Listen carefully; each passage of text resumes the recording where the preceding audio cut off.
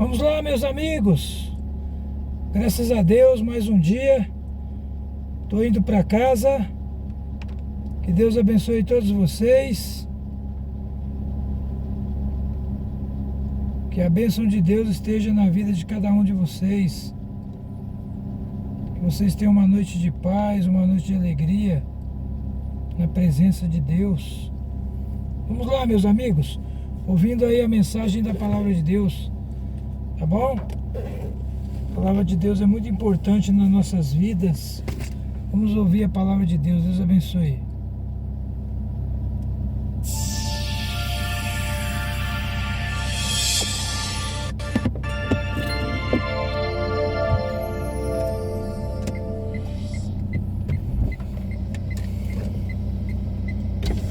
Olá, sejam todos bem-vindos à nossa EBD Online. É um prazer tê-los aqui comigo. Iniciamos hoje o estudo da nossa nova revista da Escola Bíblica Dominical. Esse conteúdo que é produzido aqui, ele é para ajudar você que às vezes tem dificuldade de estar na EBD presencial ou que deseja um subsídio a mais para suas aulas ou para o seu aprendizado. Por isso, é muito importante que haja um certo comprometimento da sua parte. Quando for assistir essa aula, reserve um tempo para isso. Se precisar, aperte pausa no vídeo, assista novamente. Caso tenha ficado em dúvidas, aqui embaixo nós temos um fórum de dúvidas ou comentários onde você pode deixar a sua contribuição. Tudo bem? Esse próximo trimestre nós vamos estudar Evangelho de Marcos. E é muito importante você saber que vão existir 3 subsídios para o seu aprendizado sobre o Evangelho de Marcos. O primeiro e mais importante, a Bíblia Sagrada. A Bíblia Sagrada deve ser o recurso mais importante para você. Você deve se esforçar ao máximo para tentar ler todo o Evangelho de Marcos durante os próximos 3 meses. O seu aprendizado será muito mais efetivo se você estiver lendo o texto bíblico e fizer isso pelos próximos 3 meses. Tudo bem?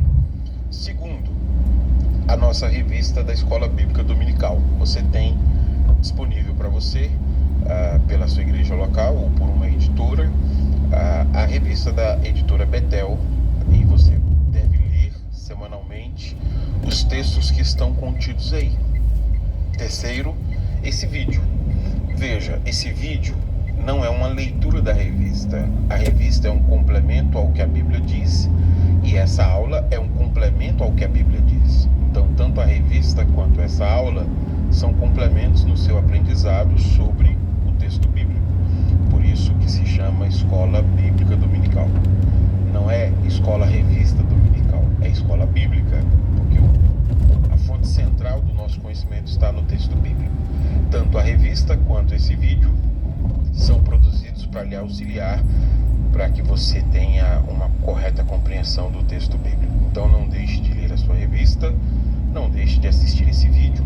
Esses 2 materiais, tanto a revista quanto o vídeo, vão ajudar você. Se você achar que esse material é útil, te ajudou, se quiser compartilhar com alguém, indique essa pessoa para que ela possa também estudar com a gente o texto de Marcos. Bom, essa primeira aula nossa, como aparece para vocês o título, Marcos e o seu Evangelho, é uma introdução ao Evangelho de Marcos. Eu quero destacar aqui para vocês alguns aspectos introdutórios que são importantes para todo o nosso estudo ao longo dos próximos 3 meses. Por isso, por serem aspectos introdutórios, eu quero dividir a minha aula em 4 sessões. Há 4 sessões onde você vai perceber alguns elementos gerais e essenciais para o estudo deste Evangelho. Aqui embaixo você vai ter no comentário, na descrição desse vídeo, você vai ter 3 coisas importantes. Primeiro, a aula atividade para verificação do seu aprendizado. Quando terminar a aula, não deixe de fazer a aula atividade. Segundo, o fórum para você postar a sua dúvida ou fazer o seu comentário. E terceiro, eu vou colocar o cronograma da aula para que você consiga identificar cada um desses aspectos que eu vou comentar aqui. Como a aula estará dividida em 4 sessões. O cronograma é esse. Primeiro, eu quero falar sobre autor. Segundo, a audiência ou o público para quem o evangelho está sendo escrito. Terceiro, a data provável em que este evangelho foi escrito. E quarto, a ênfase teológica que está presente no evangelho. Então, aqui embaixo no comentário do vídeo, na descrição do vídeo, você vai encontrar esses 3 elementos aí que vão te ajudar a situar-se diante do conteúdo que está sendo produzido, tudo bem? Então, essa marcação vai estar aqui embaixo e você use ela se você quiser ir à audiência de novo, ir à data, ir à ênfase teológica, ir ao autor, a qualquer um desses aspectos da aula, você clica e você vai diretamente para esse ponto. Bom, começando então, eu quero iniciar explicando para vocês quem é o autor do Evangelho de Marcos. O que é que nós sabemos sobre o Evangelho de Marcos? 2 pontos para a gente iniciar. Primeiro, o autor do Evangelho não se identifica no texto e essa identificação não é feita porque os autores dos Evangelhos, e agora falando dos 4, eles não viam necessidade disso. Daqui a pouco a gente entende por quê. Então, em nenhum desses evangelhos você tem a identificação desses autores, porque quem escreveu esses evangelhos, incluindo o Evangelho de Marcos, não entendia que era necessário fazer essa identificação.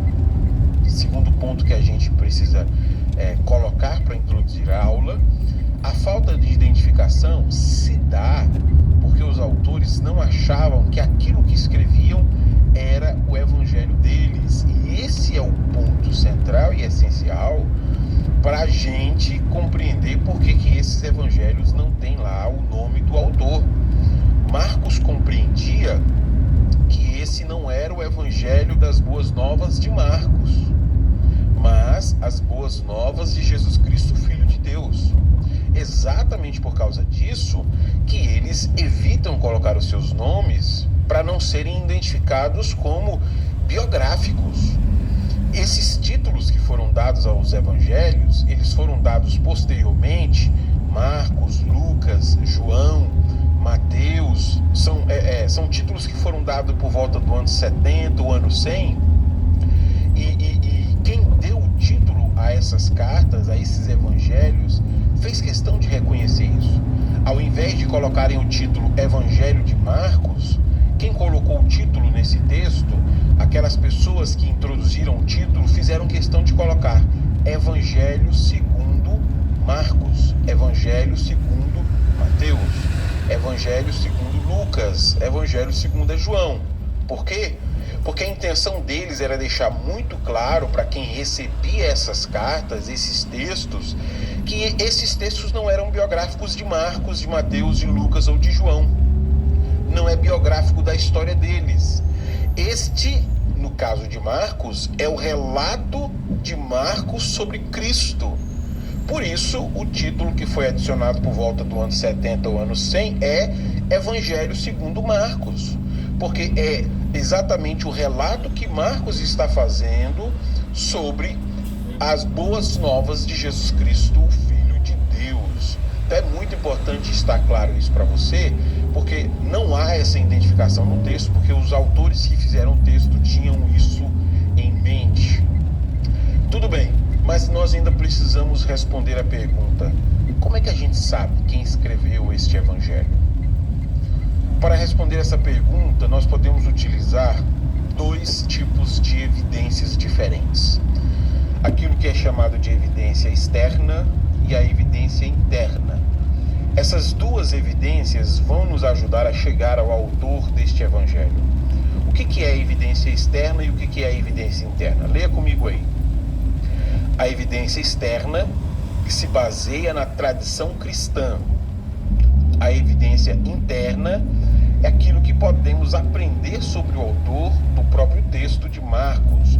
Então essas 2 evidências aí vão nos permitir chegar à conclusão mais plausível sobre quem escreveu este evangelho. Eu quero apresentar alguns poucos elementos de cada uma dessas evidências aí, para a gente poder concluir quem é o escritor do evangelho. Primeiro, eu quero começar então com a evidência externa. Quando nós falamos da evidência externa, nós estamos falando da tradição cristã. E no caso da tradição, a mais antiga e mais importante evidência da tradição cristã é o testemunho de Papias. O testemunho de Papias, ele está presente no livro História Eclesiástica de Eusébio de Cesareia, e aquele é o primeiro documento que diz quem foi que escreveu o Evangelho de Marcos. Vamos ler esse trecho exatamente da História Eclesiástica, onde Eusébio fala sobre o argumento de Papias, quem escreveu o Evangelho. Ele diz assim: Marcos tornou-se o intérprete de Pedro e escreveu com precisão tudo o que se lembrava. Não, de fato, em ordem das coisas ditas ou feitas pelo Senhor, pois ele não tinha ouvido o Senhor, nem o havia seguido. Mas, mais tarde, como eu disse, seguiu a Pedro, que costumava dar ensino conforme a necessidade exigia, mas não fazendo, por assim dizer, um arranjo dos oráculos do Senhor, para que Marcos não fez nada de errado ao escrever pontos únicos conforme ele se lembrava deles, pois em uma coisa ele deu atenção: não omitir nada do que tinha ouvido e não fazer declarações falsas neles. O que Papias então está dizendo para a gente é que Marcos havia reproduzido aquilo que ele aprendeu sobre o nosso Senhor Jesus Cristo a partir do ensino de Pedro. Nesse sentido, esse texto de Evangelho de Marcos, Evangelho segundo Marcos, reflete exatamente o testemunho de Pedro sobre Jesus Cristo. Segundo Eusébio, no seu texto, Eusébio vai dizer que aquilo que ele está dizendo, que está escrito aqui no texto, Papias havia ouvido essa informação de João, o apóstolo. Então, no final do ano 100, João disse isso para Papias, e Papias reproduziu esse texto aí que está no texto de Eusébio. Isso faz com que o testemunho de Papias seja o testemunho mais antigo que se tenha sobre quem escreveu o Evangelho segundo Marcos. Se nós considerarmos que o Evangelho segundo Marcos foi escrito por volta do ano 60 e do ano 70, e quando nós chegarmos na data você vai ver por que nós consideramos esse período. Se nós considerarmos esse período entre 60 e 70, o que Papias está dizendo tem 30 anos. Então tem 30 anos que este evangelho foi escrito, e Papias ouviu de João, o apóstolo, que foi exatamente João Marcos quem escreveu. Por isso que esse texto que nós acabamos de ler é considerado a mais antiga e mais importante evidência da tradição, porque ela tem aí aproximadamente 30 anos depois de o Evangelho de Marcos ter sido escrito, confirmando que foi João Marcos quem escreveu a partir do testemunho ou daquilo que ele ouviu de Pedro. Por uma questão de tempo, nós temos outras evidências externas ou outras evidências da tradição, mas eu quero apenas passar a lista para vocês de quais são essas evidências, para você ver como há vasta evidência externa que prova que foi João Marcos. As evidências externas são essas. Nós temos aí os títulos de Marcos, que são dados por volta do ano 70 e o ano 100, o prólogo antimarcionita por volta de 150 a 180, o texto de Justino Marte, 150, Irineu, 170, Clemente de Alexandria, 180, Orígenes, 200, Tertuliano, 200, Eusébio, 324 e Jerônimo, 400. Ou seja, há vasta evidência externa que prova que a autoria do Evangelho foi de João Marcos. Então, levando em consideração o testemunho de todas essas evidências externas, nós podemos concluir que, de fato, foi João Marcos quem escreveu este Evangelho. Além dessas evidências externas, existem também evidências externas, evidências internas. Lembrando, quando nós falamos de evidência interna, nós estamos falando daquilo que nós podemos aprender sobre o autor no seu texto. Então, quando nós lemos o texto, nós descobrimos algumas coisas sobre o autor. E essas coisas que nós descobrimos sobre o autor apontam que João Marcos, de fato, foi quem escreveu. Embora essas evidências internas elas não sejam capazes de demonstrar que de fato foi João Marcos, elas servem para dar esse suporte indireto, né? A lista de pessoas que provavelmente escreveram, elas têm que ter essas características. E observando essas características, elas contribuem com o que as evidências externas estão dizendo, que de fato foi João Marcos. Quais são essas evidências internas ou do próprio texto que nós podemos concluir que foi João Marcos? Eu queria inicialmente destacar 3. Primeiro, o fato do autor saber grego, hebraico e aramaico. Isso associa muito João Marcos, se encaixa bastante com ele, porque ele era alguém que morava em Jerusalém. Então quem escreveu essa carta é alguém que sabe grego, hebraico e aramaico aí, né? Na sua escrita, e João Marcos tem essa capacidade por ter morado em Jerusalém. Segundo, conhecer os costumes e grupos religiosos judaicos. Quem escreveu o Evangelho segundo Marcos, ele possuía um conhecimento muito característico, muito específico sobre grupos judaicos como os fariseus, saduceus, herodianos, escribas, etc, etc. Além de revelar um conhecimento sobre contornos históricos de Israel, aquele judaísmo palestino que é próprio daquele momento antes da destruição. Alguns desses elementos eu quero destacar mais à frente, mas a pessoa que escreveu o Evangelho, ele sabe de todas essas questões, porque ele cita essas questões no seu Evangelho.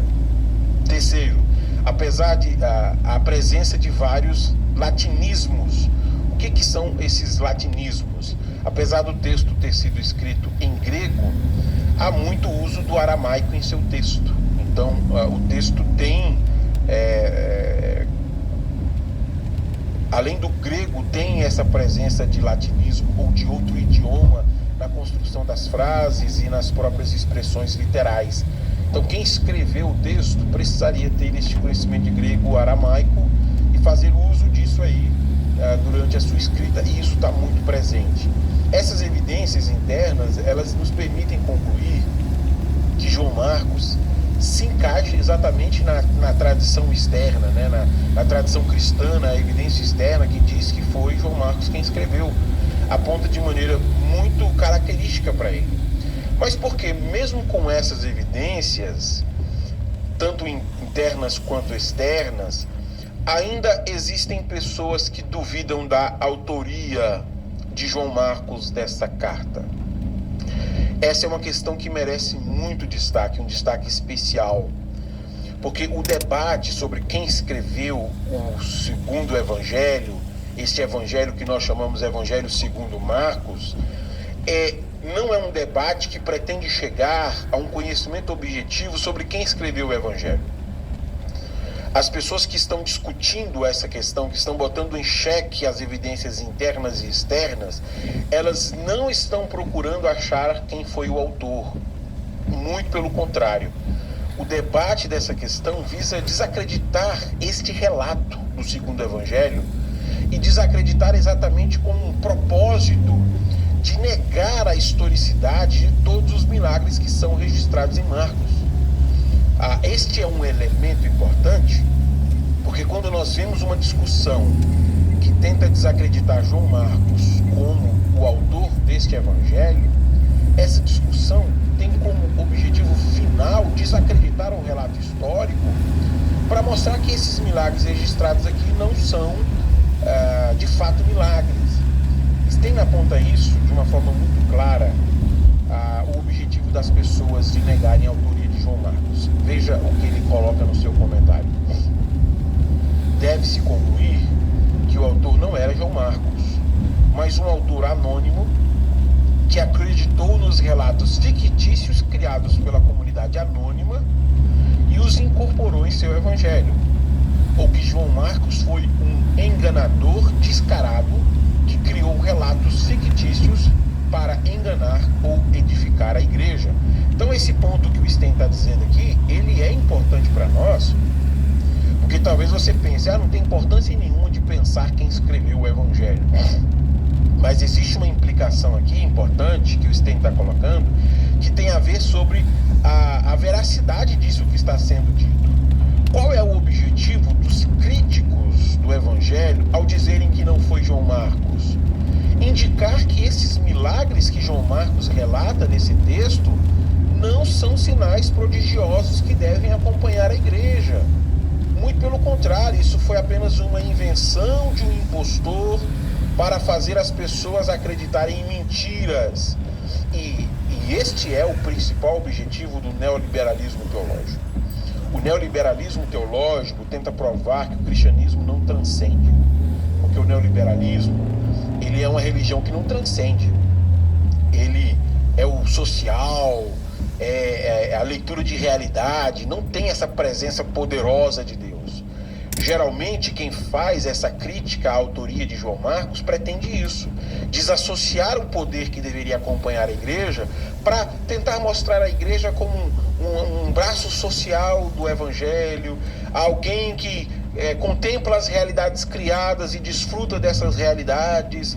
Isso é o que o neoliberalismo faz, desprezando completamente a presença poderosa de Deus no meio da igreja e do testemunho de Cristo Jesus. Então essa discussão, ela se tornou importante por causa das consequências. Quando você diz que não foi João Marcos, que é um impostor, essa presença poderosa de Jesus no meio da igreja, esses milagres que acompanharão aqueles que crerem, eles são ficciosos, eles não existem. Não existe nada disso. Porém, os escritores dos evangelhos, eles acreditavam que estavam escrevendo algo que eles acreditavam. E nós também acreditamos nisso. Então, por mais que o neoliberalismo tente tirar o poder que acompanha a presença de Cristo Jesus, tanto quem escreveu como a igreja que se segue acredita nisso. Veja que o próprio João faz questão de falar sobre como eles acreditam nisso, assim como as evidências externas provam que os autores que escreveram essas coisas acreditavam naquilo que eles estavam dizendo. João conclui a sua carta dizendo, João 21, 24 e 25, este é o discípulo que dá testemunho destes acontecimentos e que os registrou aqui, e sabemos que seu relato é fiel. Jesus também fez muitas outras coisas. Se todas fossem registradas, suponho que nem o mundo inteiro poderia conter todos os livros que seriam escritos. Então esse é um ponto que se destaca para nós, como igreja local, que às vezes não estamos a par da discussão, mas que nós precisamos acreditar que este é um relato fiel. O que está nos evangelhos é um relato fiel dessas testemunhas que registraram aquilo que eles ouviram e viram. E aqui eu queria fazer questão de citar a Karl Barth, porque nesse debate entre neoliberais, Karl Barth eu acho que é quem tem argumentos muito precisos sobre como nós temos que lidar com essas dúvidas e com essas suspeitas. Mesmo que não tenha sido João Marcos o escritor deste evangelho, nós precisamos acreditar na veracidade desses relatos, e Karl Barth diz isso de uma maneira muito contundente. Eu queria pegar só a primeira frase, depois você pode ler toda ela. Então eu quero ler a primeira e explicar a vocês. Karl Barth diz assim: certamente não é a nossa fé que faz da Bíblia a palavra de Deus. Para a Bíblia ser palavra de Deus, ela não depende da experiência subjetiva do indivíduo. Para a Bíblia ser a palavra de Deus, ela não depende das conclusões acadêmicas que se baseiam em evidências internas ou externas. Para a Bíblia ser palavra de Deus, ela precisa fazer aquilo que ela já faz. Independente de qualquer decisão ou iniciativa humana, Deus usa exatamente a pregação do Evangelho para produzir o milagre da fé em Jesus Cristo para aquelas pessoas que ouvem. E é isso que faz a Bíblia a palavra de Deus. O testemunho interno do Espírito provando que este Evangelho é verdadeiro. Não é a nossa fé que faz a Bíblia a palavra de Deus. ela é palavra de Deus porque ela é o testemunho autêntico sobre a obra de Cristo Jesus. E por isso nós acreditamos que este evangelho é verdadeiro, fala-nos sobre Cristo Jesus, nosso Senhor e Salvador. Passando agora para a segunda sessão, eu quero falar sobre a audiência. Para pensar sobre audiência, nós temos que pensar algumas características do texto para tentar descobrir para quem é que João Marcos está escrevendo. E aí eu queria mostrar alguns aspectos a vocês que vão indicar para nós para quem é que João Marcos está escrevendo. As pessoas para quem João Marcos está escrevendo não conheciam o aramaico. Nós sabemos disso exatamente por causa dessas explicações que o próprio João Marcos faz das expressões aramaicas que aparecem no texto. Eu trouxe um exemplo aqui para você, Marcos 5,41. Segurando-a pela mão, disse-lhe, Talita cumi, que quer dizer, menina, levante-se. João Marcos faz o uso do aramaico e precisa explicar a essas pessoas o que significa essa expressão aramaica, porque essas pessoas não sabiam o aramaico.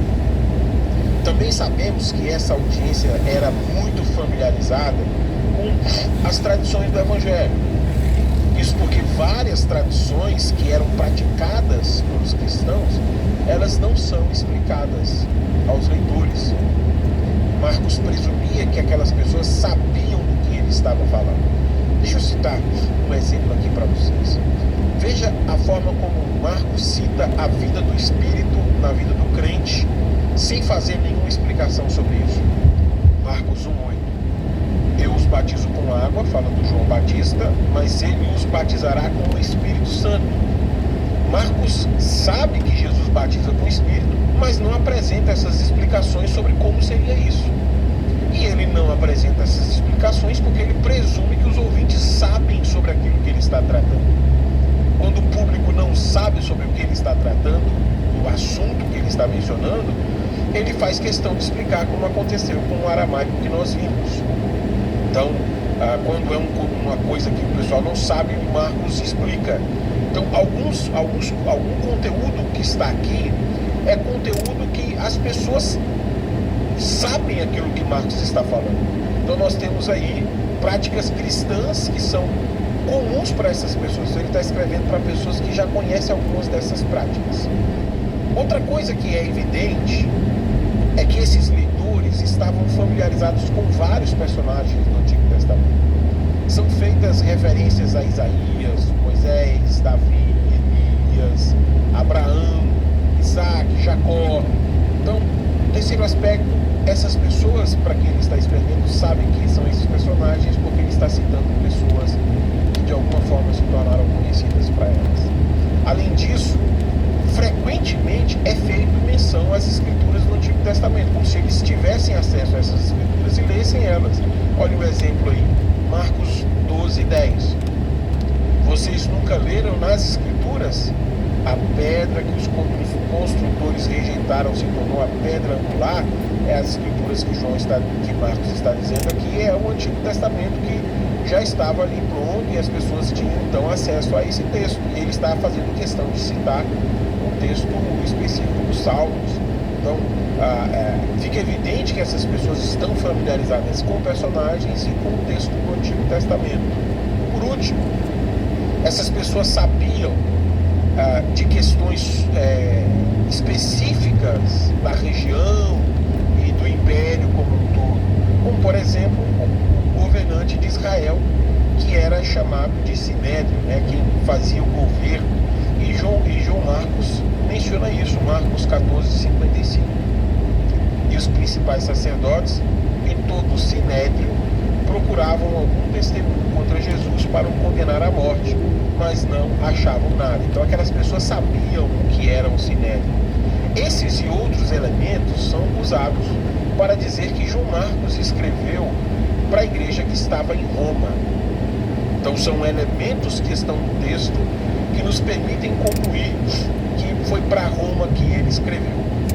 E aqui eu queria colocar um comentário do Sten, onde ele faz uma precisão de que foi para Roma que Marcos escreveu e não para a Fenícia, como alguns acreditam. Leia comigo aí. A associação do Evangelho de Marcos com Roma encontra na tradição da igreja primitiva bastante força e apoio. Se as advertências de Marcos, no capítulo 13, do versículo 9 ao 13, e em outros lugares são dirigidas aos leitores do Evangelho e destinadas a prepará-los para a perseguição tanto na sinagoga quanto no Estado, o último se encaixa no tempo de Nero muito melhor do que a suposta perseguição da igreja palestina durante a guerra judaica.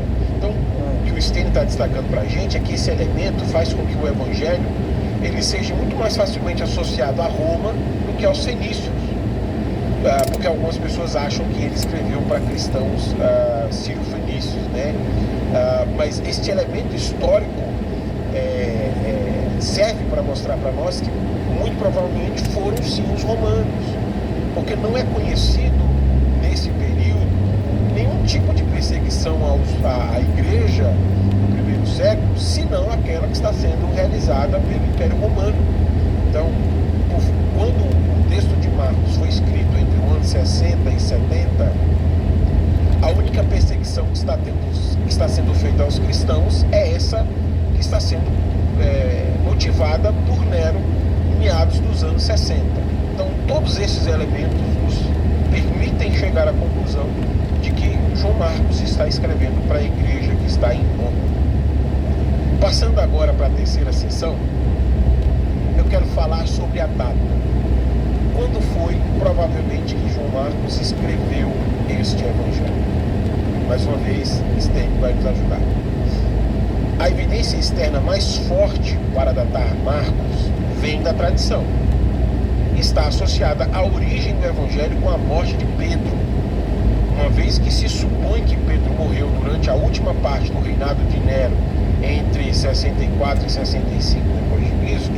Isso sugere que Marcos foi escrito no final dos anos 60.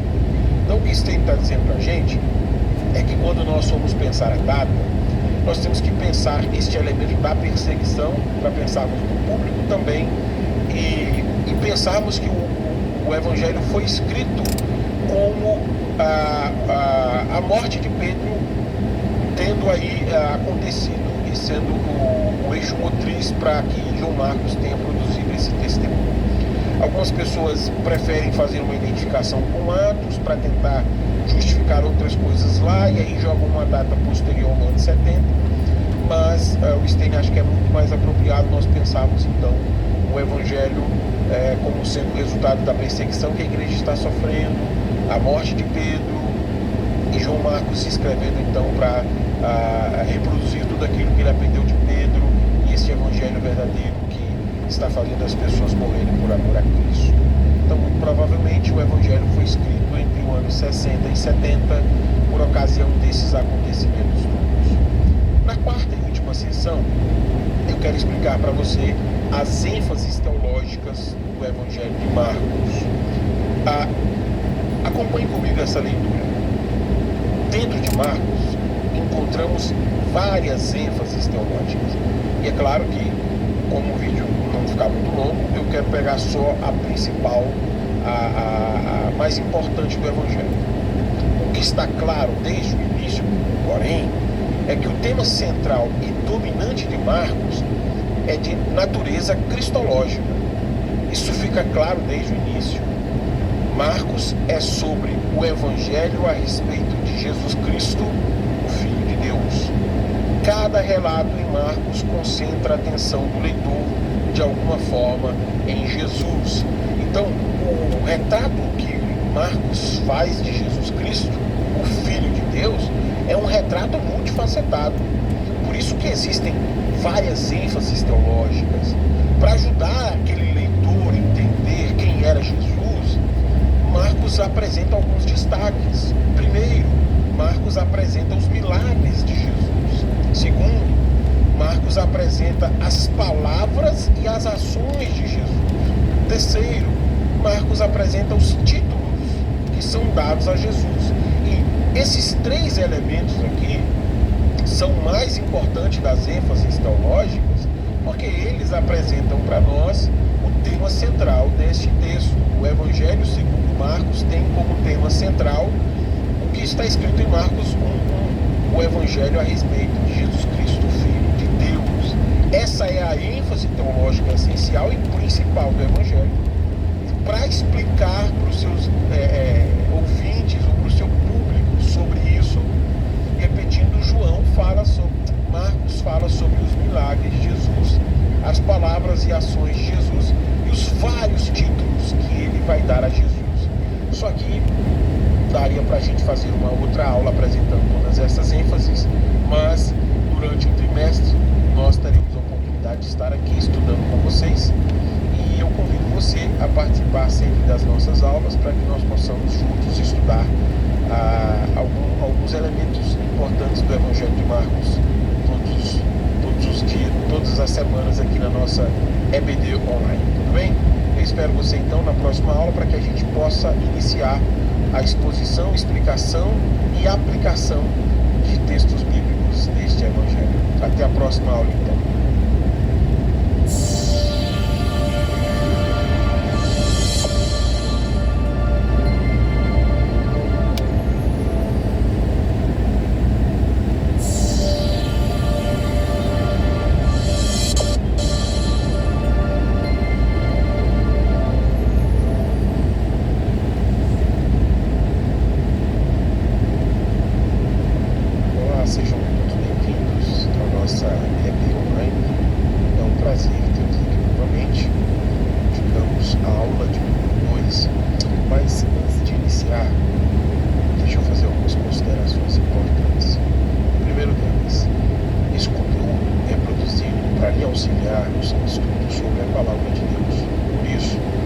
Peço que você reserve um tempo para fazer isso. Se precisar, assista esse vídeo novamente. Além disso, aqui na descrição do vídeo existem 3 coisas para lhe auxiliar no seu aprendizado. Primeiro, nós temos um cronograma da aula. Eu estou dividindo esta aula em 3 sessões. Na primeira sessão, eu quero apresentar para vocês a divisão do capítulo 9. Nosso texto de referência é Marcos capítulo 9. Na segunda sessão, eu quero explicar para vocês os versículos 33 a 42. E na terceira sessão, eu quero fazer então algumas aplicações. Aqui embaixo, primeiro, você vai encontrar este cronograma de aulas. A segunda coisa que você vai encontrar na descrição desse vídeo é uma aula atividade para verificação do seu aprendizado. Não deixe de fazer para que você possa somar ao conteúdo que você aprendeu e verificar o que você aprendeu, tudo bem? Por último, nós temos um fórum que serve para você colocar as suas dúvidas ou deixar os seus comentários.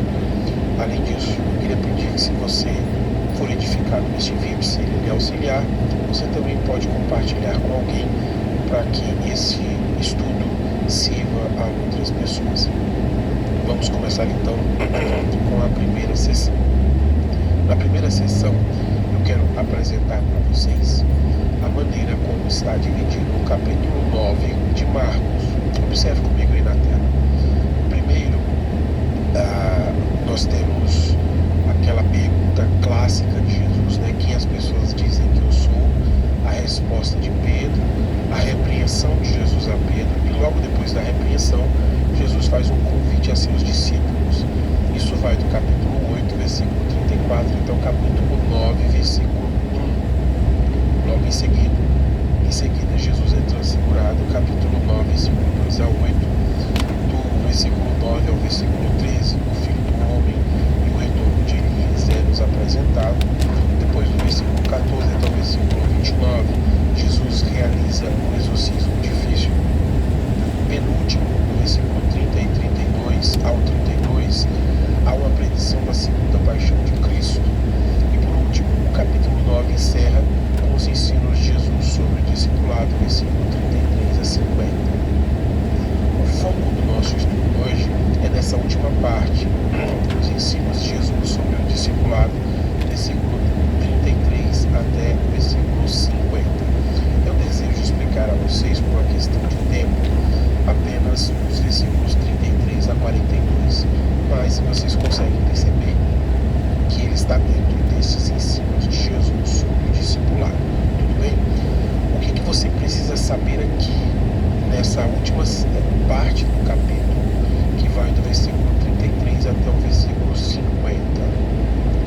na primeira vez em que Jesus fez uma predição sobre a sua paixão, capítulo anterior, capítulo 8, versículo 31, essa predição aconteceu logo depois de Jesus perguntar aos seus discípulos quem ele era. Pedro responde que ele é o Cristo, Filho de Deus vivo. E Jesus prediz então a sua paixão, que seria necessário que ele fosse morto.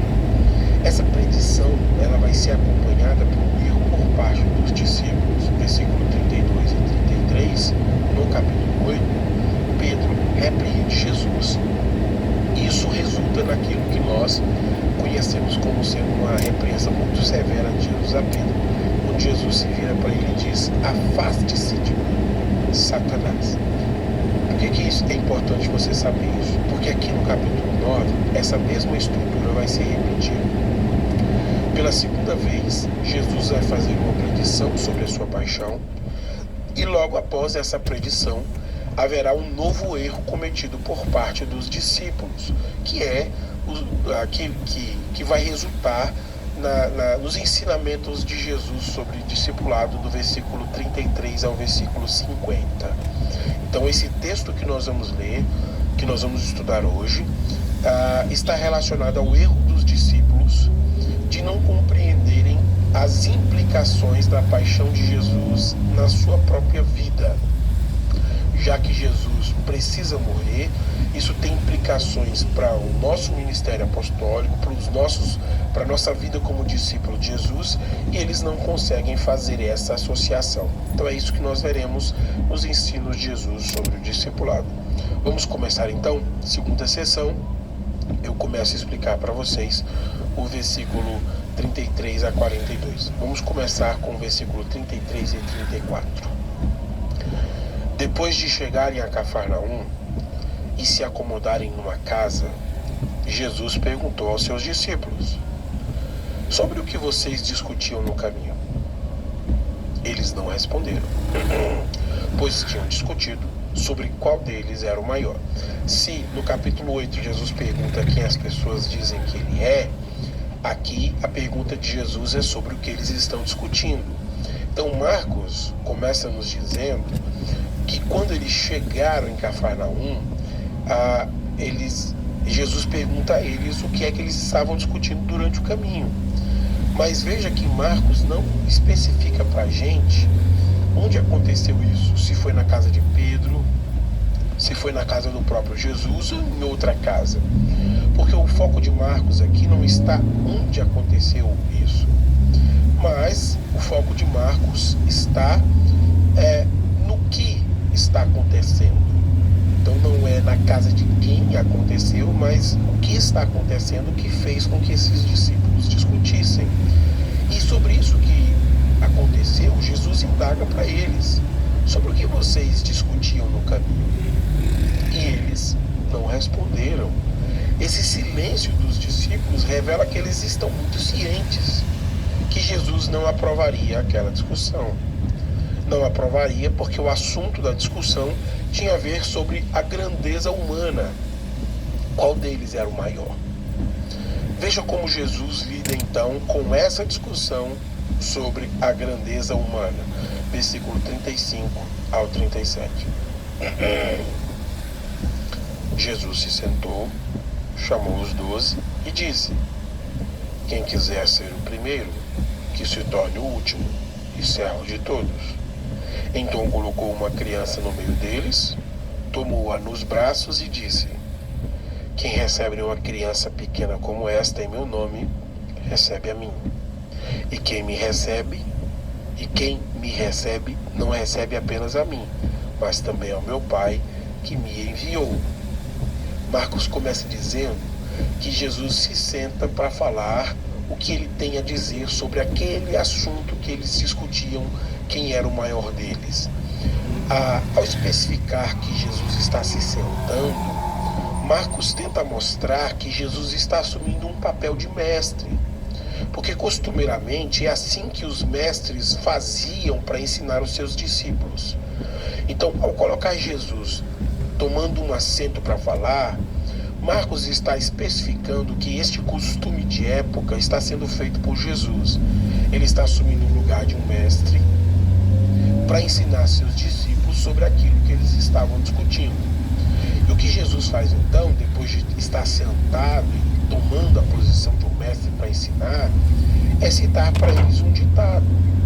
Essa frase que aparece aí no versículo 35, que está entre aspas, é o que Jesus está ensinando.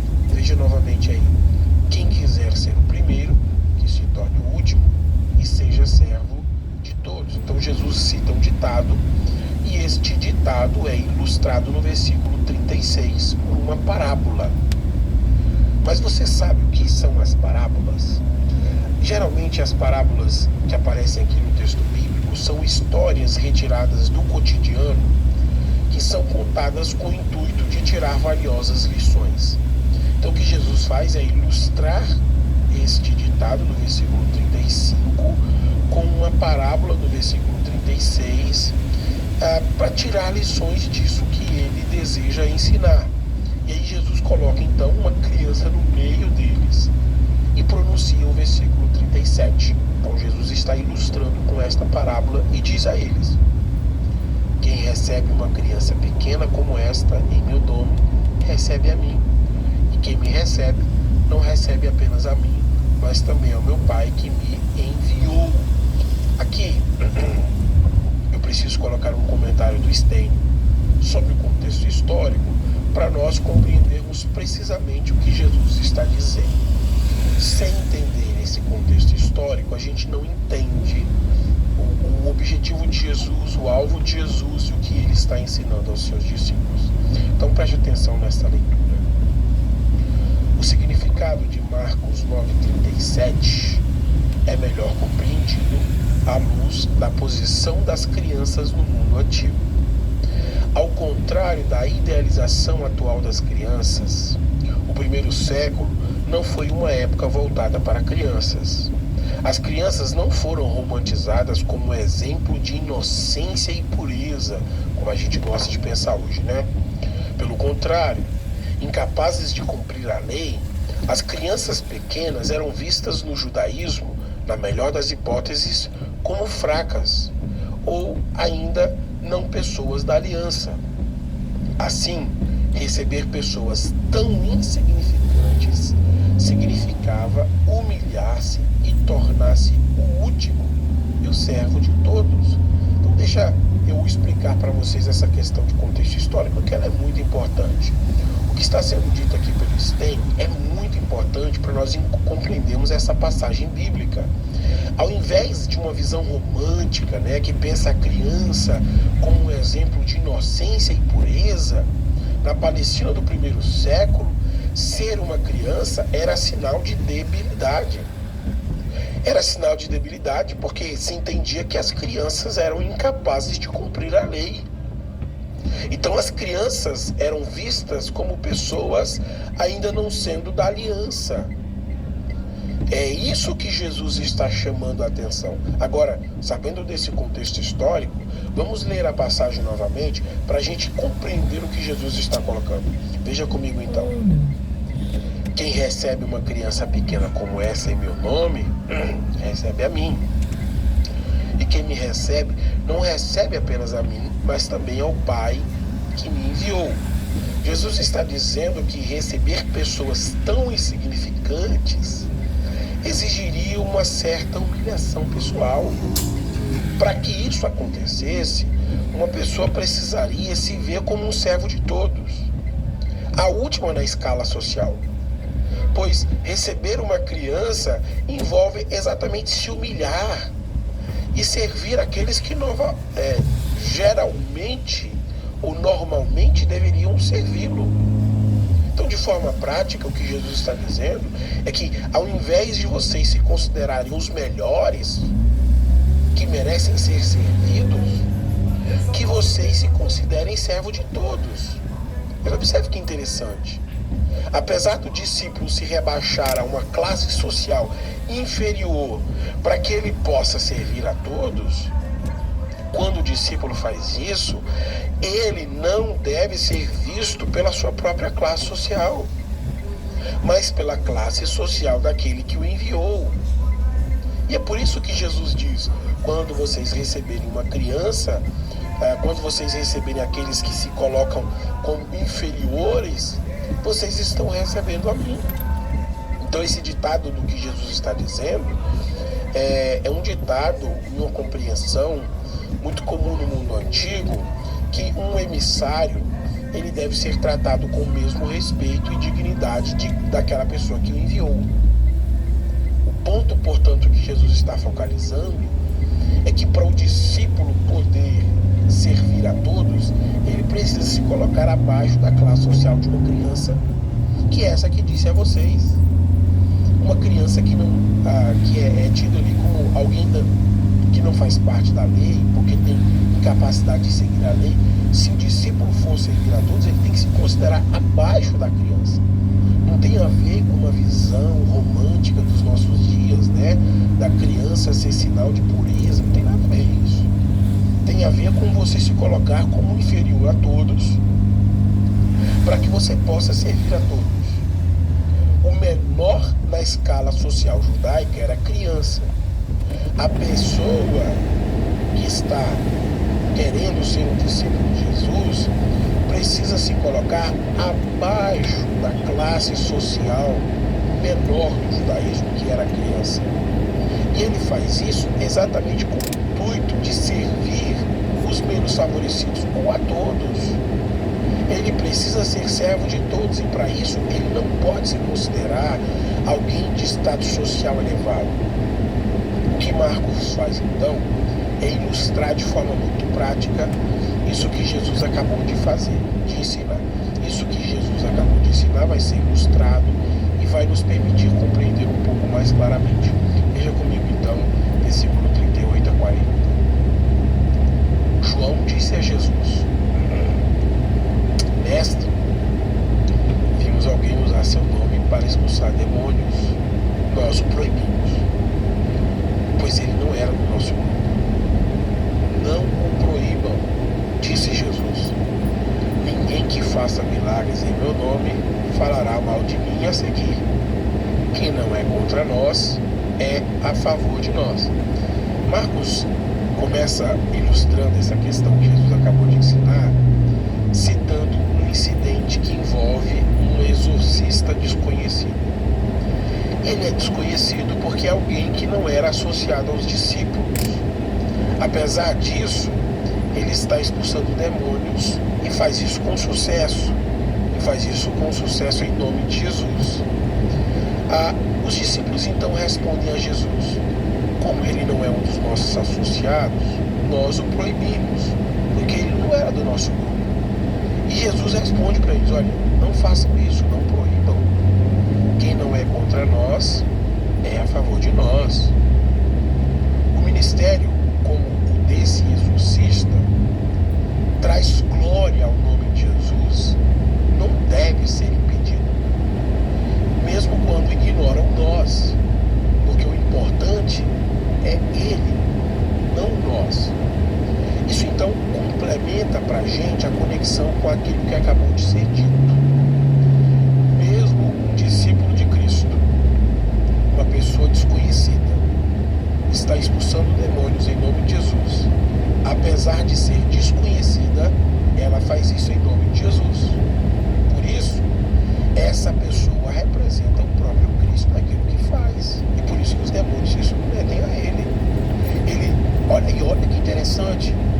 Ao invés de estar sendo servido por ser um discípulo de Jesus, ele está servindo outros.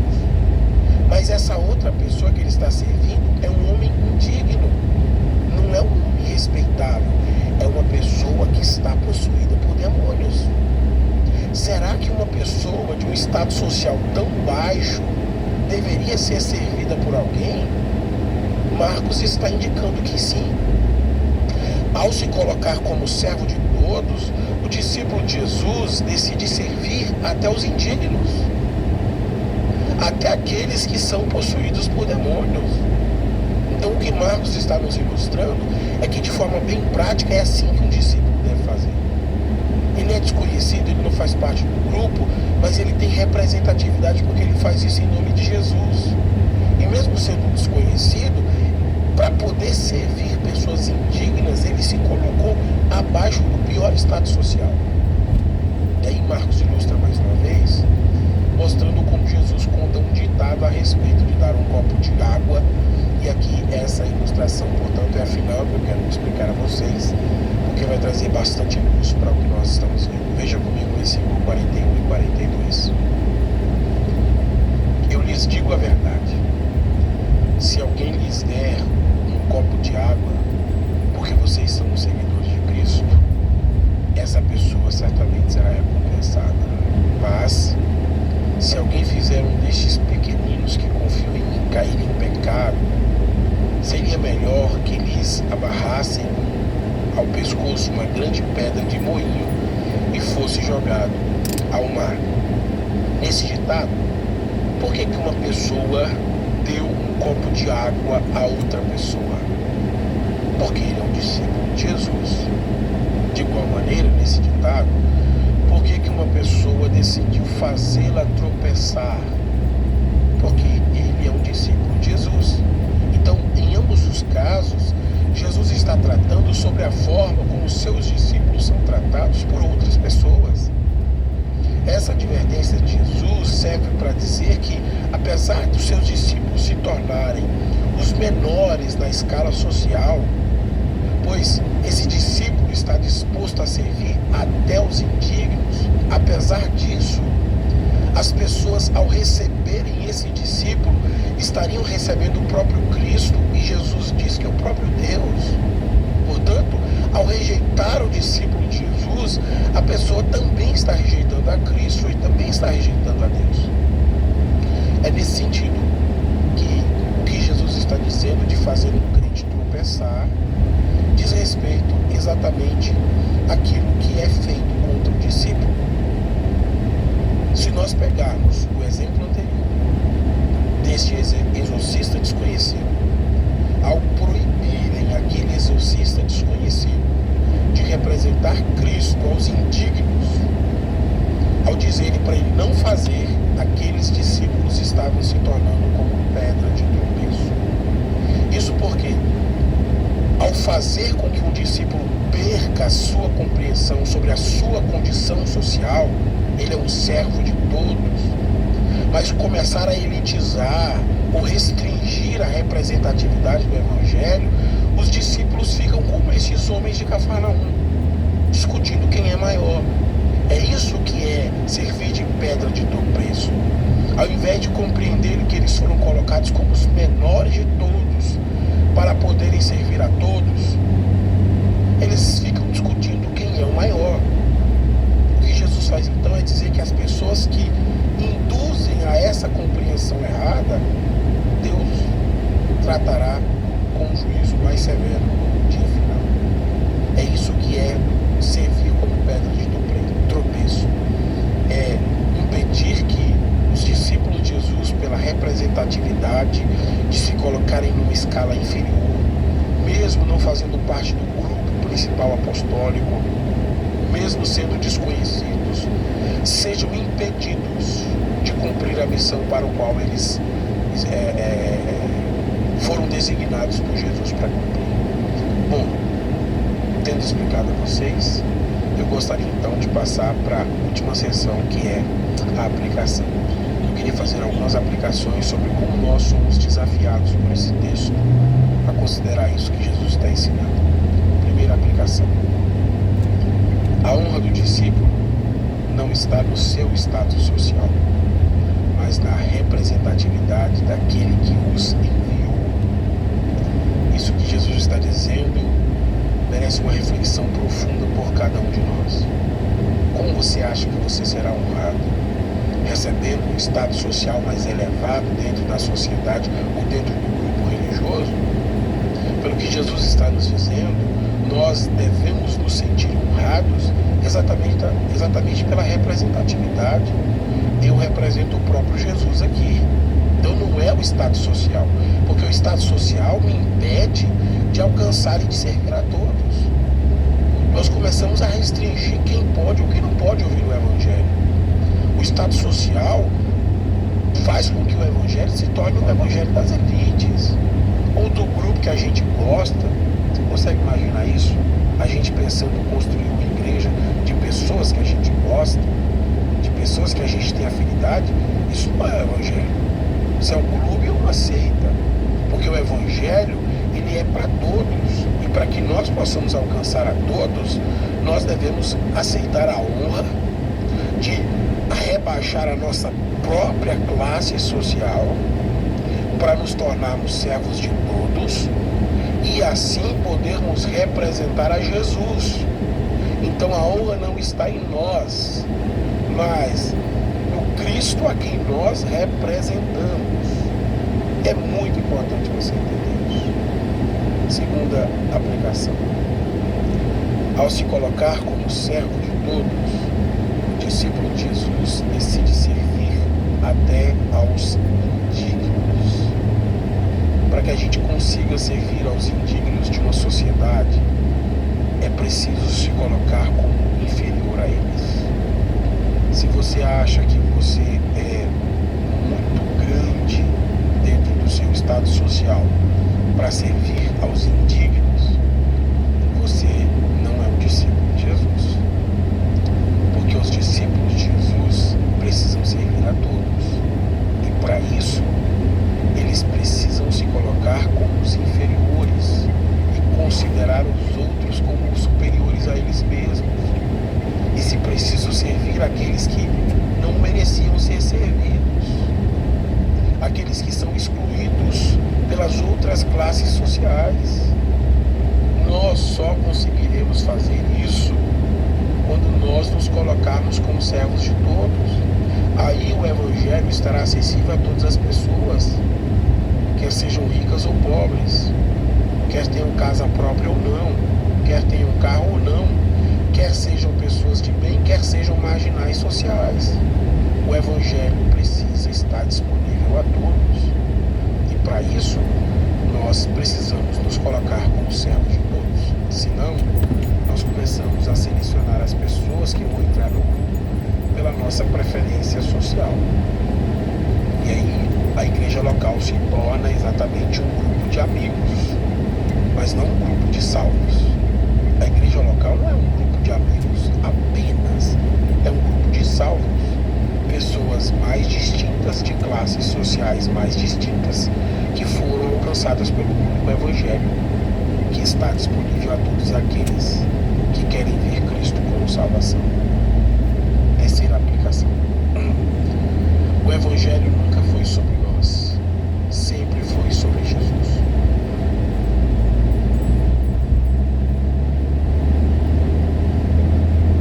O evangelho não tem a ver com o seu carro, com a sua casa, com os seus interesses. Isso não é evangelho. Isso destoa do evangelho. Isso parece muito mais uma religião falsa nos dias de Jesus, que focaliza no espetáculo, na hipocrisia. O evangelho não é assim. O foco do evangelho é Cristo, não sou eu. Não é ser desprezado, não tem a ver comigo ser desprezado. Não é sobre isso. É sobre Cristo ser conhecido. Então, quando você está pensando na sua reputação, porque você vai se colocar abaixo do que você acha que é, você está pensando que o evangelho é o seu nome, é a sua reputação. Isso não é evangelho. O evangelho sempre foi sobre Jesus Cristo. E se for preciso tornar Jesus conhecido das pessoas mais indignas, nós precisamos estar entre elas. Não é por isso que Jesus foi criticado, porque ele foi chamado de beberrão e comilão por causa disso. Porque ele estava entre pessoas indignas, andando com pecadores para poder servi-los. E se nós quisermos servir apenas